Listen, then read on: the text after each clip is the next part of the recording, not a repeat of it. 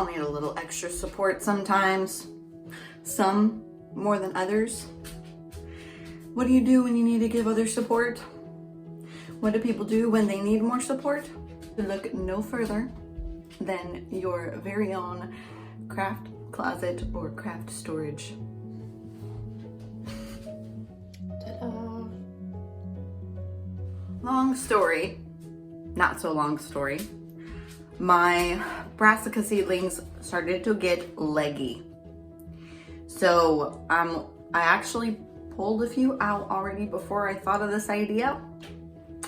But I was like, what if I just give them a little support? So a couple of different tries with different things, and then I came up with the yarn idea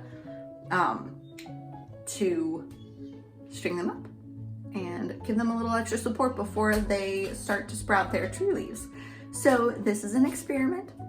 If you guys have any ideas of better ways or just different ways of how to support leggy sprouts, or if I should just scrap them, let me know in the comments below. I'll give you another shot of what these guys look like. So I started them a week and a half ago, I believe. I'll link the video I posted of when I started my seeds, and that way we can kind of gauge how old they are at this point. I'm estimating needing to put them out mid-February, around the same time that I start my summer crops, like my tomatoes, and the rest of my kale and stuff. I'm gonna do a lot of kale. Yeah, are we gonna do a lot of kale? All right, I've got the yarrow and the lavender. Those are the short sprouts. Parsley, dill, super leggy. Not sure if I need to do anything about that. I know this is mammoth dill, so it will get really tall, but they're kind of like touching each other and falling over. I don't want them to deprive this parsley of sun or of light. These are all onion starts. They look like they're doing what they're supposed to. I'm basing just what I've observed from the onions growing in my yard for how these are supposed to look. And then these are those cucumbers. They look like they're doing all right. I'm planning on up-potting them if I need to. I know it might not work. These cucumbers can use your prayers. Oh my goodness. We'll see. A lot of people say to listen to the seed packets. A lot of people say not to, so I'll listen this time and we will see if I will do well. Okay. This is what I'm talking about. They're a little leggy.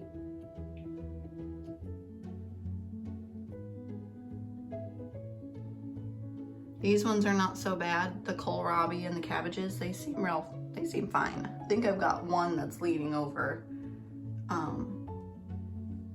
These were the ones that were bad, the broccoli and the Brussels sprouts. The Brussels sprouts are from Haas Tools. The broccoli is from a local shop that gets their seeds from Wyatt Quarles, which is a North Carolina seed company. Same with the first cabbage, and then I believe, and then these two cabbages, I think one of them came from that local place and the other one came from Baker Creek, and the kohlrabi came from Baker Creek. Today, I noticed way more peppers are emerging. There's a handful of them. There's one right there. Not gonna count them all. I think I've got everything sprouted except the banana pepper. Oh, I see one banana pepper. There, on that far one. Cool. If you guys are interested in growing the same varieties that I am, I will link them in the description below. I got them from, I think, 3 or 4 different places, and I just found a new seed company, Sani's Seeds. She is in South Carolina. If you guys are interested, it's I'll link her seed shop in my description below too. I ordered a few seeds from her. I'm excited about those coming, and I'll show you guys when I get them. And also, I am waiting on my seed potatoes from House Tools still, so that will be another video coming up, is my figuring out how to plant potatoes. I am gearing up for the late winter, early spring gardening. I was thinking I need to take time to actually read through the gardening books that I have. So I wanted to share with you guys the books that I have that I'm going to be reading.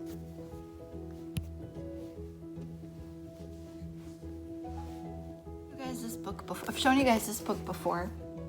This is my Guide to North Carolina Gardening. And so far, this has been really easy to read. It's more like a reference book, which I think I'll find a lot of them are more reference books, but I'm going to make an effort to read through them still, just so that if I do need to refer to them, I know exactly where I need to go. I got this one and this for Christmas, starting with this one, The Garden, written by Peter Bishop and Jenny Hendy. The Garden. So let's see, step-by-step guide to transform your garden. So this is sort of like garden design. So that'll be cool because I need some pointers on the front yard. It is coming together though. I'll have to do a video showing you guys how the front yard's coming together. It's not a whole lot, but what I do have is working. All right, this is the Reader's Digest Illustrated Guide to Gardening. Big book. All right, so temperature zone map, yada yada. Lots of good information, it looks like. House plants, that's also neat. Look, it's got a whole section on house plants. These are my paper sources. I also learned a ton off of YouTube. I try to get my information from experienced gardeners, not necessarily like scientists to get the scientific information. I'm more interested in the experience. So I'm learning a lot from YouTube, and it's super cool because you can see what they're talking about and you can kind of tell if they know what they're talking about. I am so excited for the growing season. If you guys are interested in seeing more videos of me gushing over the garden, then hit the subscribe button and click the bell icon so that you get notified whenever I post a video. Lots of great content coming up, veggie specs and potatoes and more seed starting. So make sure you stay tuned. Happy gardening, everybody. Bye.